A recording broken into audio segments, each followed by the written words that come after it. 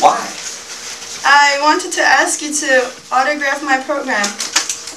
Why didn't you ask me to? You're always surrounded by your own friends, so much that I never had a chance to. You should have just... Well, I thought you might think I was... Thought you might think I was what? Oh. I was beleaguered by females in those days. You were terribly popular. Yeah. You had such a friendly way. I was spoiled in high school. Everybody liked you. Including you? Yes, I did too. Well, well, well. Give me that program, Laura. There you are. Better late than never. What a surprise. My signature isn't worth much right now, but someday maybe it will increase in value. Being disappointed is one thing, and being discouraged is something else. I'm disappointed, but I'm not discouraged. I'm 23 years old. How old are you? I'll be 24 in June. That's not old age. No, but... You finished high school? I didn't go back. You mean you dropped out? I made bad grades in my final examinations. She rises and places the book and the program on the table. Her voice is faint. Oh, that crothead. What? Oh. That was Emily Messenbach getting along. Oh, that crothead. Why do you call her that? That's what she is. You're not still going with her? I never see her. It said in the personal section that you were engaged. I know, but I wasn't impressed by that propaganda. It wasn't the truth? Only in Emily's optimistic opinion. Oh. What have you done since high school? Jim lights a cigarette and leans indolently back on his elbows, smiling at Laura with the warmth and charm which lights her inwardly with altar candles. She remains by the table, picks up a piece from the last Menagerie collection, and turns it in her hands to cover her tumult.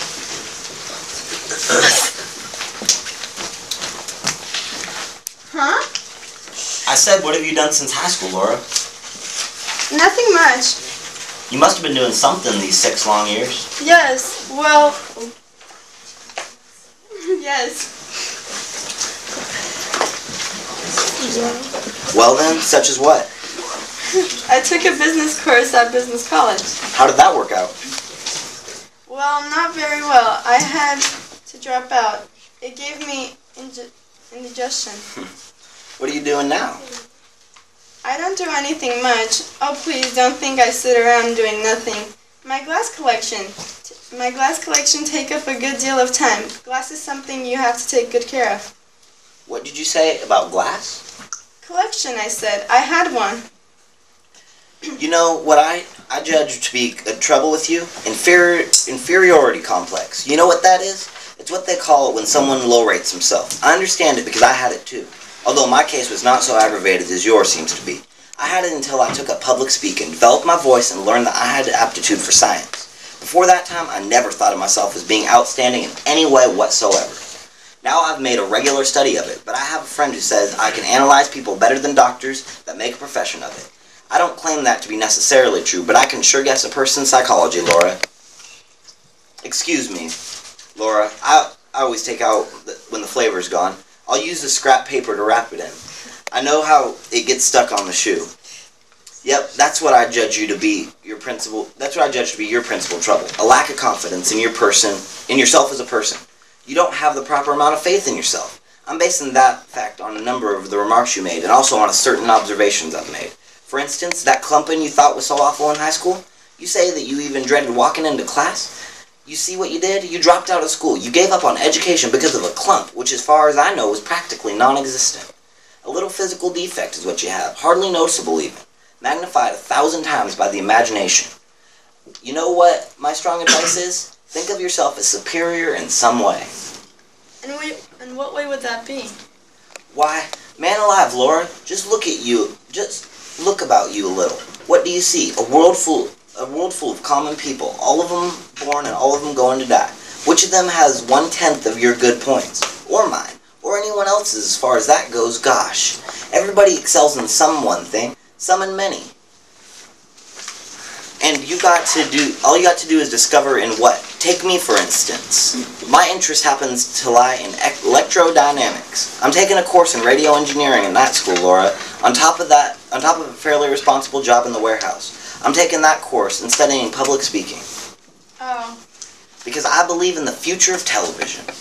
I wish to be ready to go up right along with it. Therefore, I'm planning to get in on the ground floor. In fact, I've already made the right connections, and all that remains in it is for the industry itself to get underway. Full steam. Knowledge, zip, money, zip, power. That's the cycle democracy is built on. His attitude is convincingly dynamic. Laura stares at him, even her shyness eclipsed in her absolute wonder. He suddenly grins. I guess you think I think a lot of myself. No, Now, how about you? Isn't there something you take more interest in than anything else? Well, I do. As I said, have my glass collection.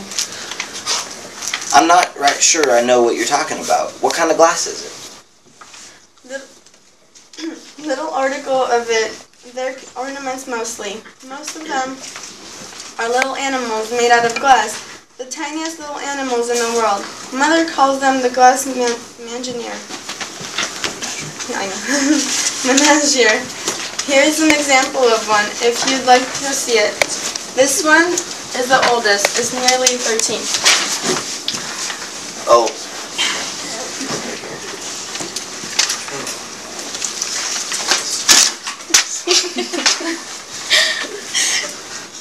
Oh, be careful with it. Oh, I better not take it. I'm pretty clumsy with things. Go on, I trust you with him. There, now you're holding it. Now you're holding it gently. Hold him over the light. He loves the light. You see how the light shines through him? It sure does shine. I shouldn't be partial, but he's my favorite one. What kind of thing is this one supposed to be? Haven't you noticed the single horn on his head? A unicorn, huh? Mm-hmm. Unicorns, aren't they extinct in the modern world? I know. Poor little fella. He must feel sort of lonesome. Well, if he does, he doesn't complain about it. He stays on the shelf with some horses that don't have horns, and all of them seem to get along nicely together. How do you know? I haven't heard any argument among them. No arguments, huh? Well, that's a pretty good sign. Where shall I set him? Put him on the table. They all like to change in the scenery once in a while. Well, well, well. Look how big my shadow is when I stretch it out. Oh yes. It stretches across the ceiling. I think it stopped raining. Where does the music come from? From the Paradise Dance Hall across the alley.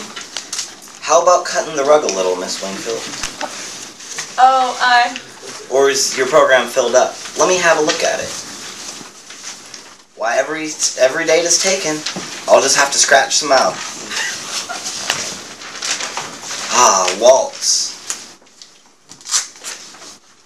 He executes some sweeping turns by himself, then holds his arms toward Laura. I can't dance. There you go, that's inferiority stuff. I've never danced in my life. Come on, try. Oh, but I step on you. I'm not made out of glass. How do we start? You just leave it to me. You hold your arms out a little. Like this? Yeah, a little bit higher. Right. Now don't tighten up. That's the main thing about it. Relax. It's hard not to. Okay. I'm afraid you can't budge me.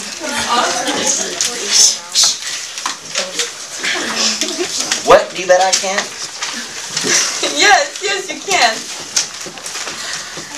Let go of yourself now, Laura. Just let yourself go. I'm Come on. trying. Not so stiff. Easy does it.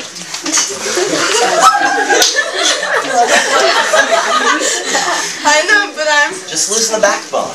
There, now that's a lot better. Am I? Lots better. Oh my! Oh my goodness! They suddenly bump into the table, and a glass piece on it falls to the floor. Jim stops.